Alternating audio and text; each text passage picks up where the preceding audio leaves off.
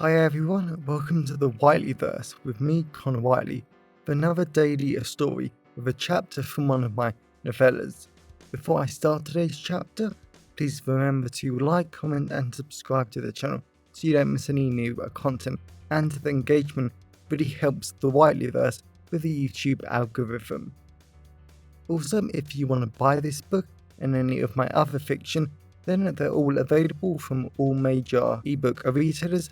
You can order the paperback and hardback copies from Amazon, your local bookstore and local library if you requested.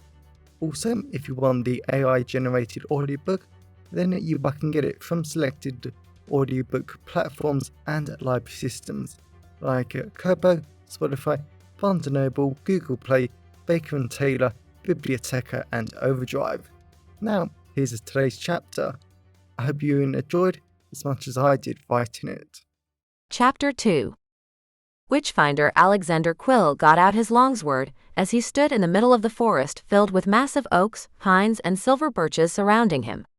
He was still a little annoyed he had had to ditch his damn horse, she was such a great one too, a few miles back, because the forest had become way too narrow for him to ride through. Even now, as he tried to look through the immense trees, he could only see the massive trunks of trees in front of him. He could barely see in between them, and the smell of damp, mold and musk filled the air. He coughed a little as he went to take a step forward towards the snapping of a twig he had heard a few moments ago, but the ground was too uneven. If he rushed forward, then he might fall, trip and make some noise, alerting his target to his presence. Something he didn't want in the slightest. Alexander watched as a group of sparrows, blue tits, and baby phoenixes flew past him away from the sound he had just heard. He put his sword in a defensive position because he had no intention of killing anything if he could help it. Alexander had only been walking through the forest to track an escapee wizard that had meant to be going through in this direction, but the wizard was an innocent. The wizard was only going to be charged with theft and asked to pay a small fee. He wasn't in any real trouble, so Alexander didn't really understand why he was running, and he doubted a wizard would be stupid enough to snap a twig. But something had snapped a twig and made those birds fly away. The damp smell in the air made Alexander frown as the taste of mint and moss formed on his tongue, like how his mother used to make him and his brothers wash their mouths out with dirty moss when they had been bad. Not something Alexander wanted to relive anytime soon. Another twig snapped. Alexander used his free hand to grab a small golden dagger with a holy eye in the handle, a gift from a temple he had visited before, and he pointed it towards the noise. A small, short figure stepped out of the shadows. It was clearly a man in jet-black robes with holes littering the fabrics. The man's black beard hadn't been cleaned for ages, and his eyes looked friendly enough. Yet Alexander knew that was the thing about witches, wizards and warlocks, you never could trust your eyes. Only your instinct. And this wizard wasn't just a thief, he was a monster. "I don't have to kill you," Alexander said, trying to give the man a single chance to live. The man laughed. "That is your choice too, tiny human." The man laughed even more as his skin blistered, popped, and his veins turned black. Alexander flew at the wizard.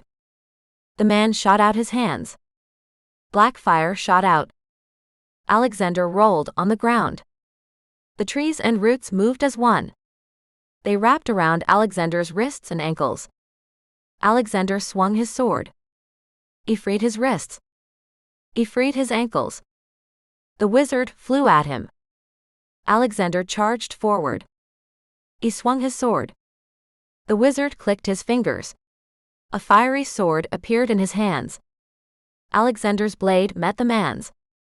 Alexander kicked the man in the stomach. The wizard fell back. Alexander swung his sword. A tree branch blocked it. Another tree branch wrapped around Alexander's sword. The wizard shot his hands out. Black raging fire poured out. Alexander hated what he was about to do. He thrusted out his own hands. White golden fire shot out of them, smashing into the wizard. The wizard screamed as his hands caught alight. Alexander threw the dagger at the wizard, slamming into his stomach.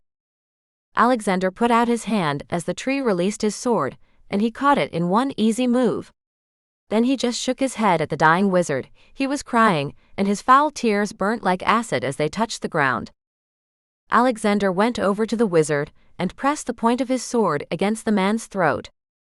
"It didn't have to be this way," Alexander said, meaning every word of it. "Do you think my death changes anything?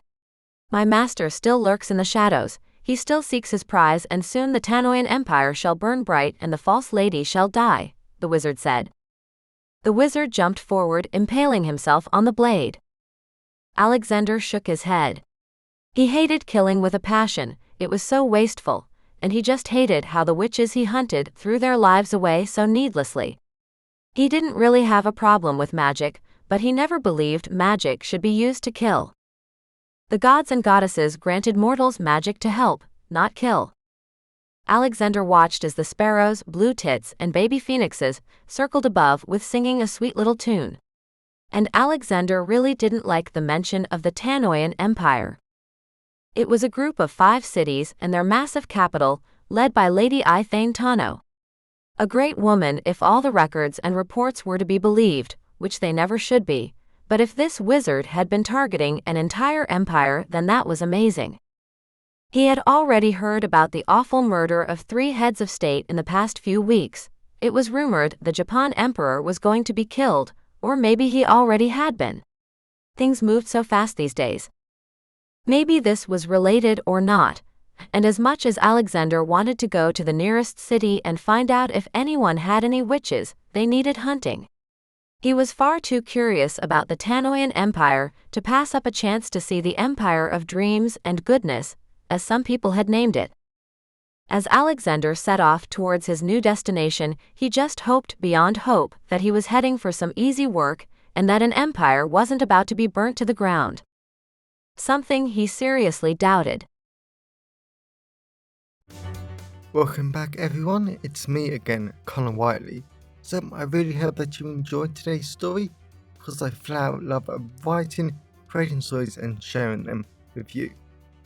If you really enjoyed today's story, then please remember to like, comment and subscribe to the channel so you don't miss any new content, and the internet engagement really helps the Whiteleyverse with the YouTube algorithms.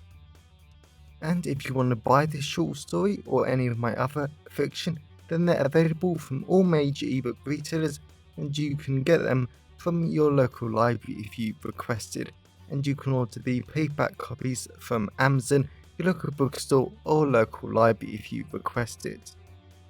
Lastly, if you want to support the channel on a one-off basis, then you can now buy me a coffee at buymeacoffee.com/Connor Whiteley.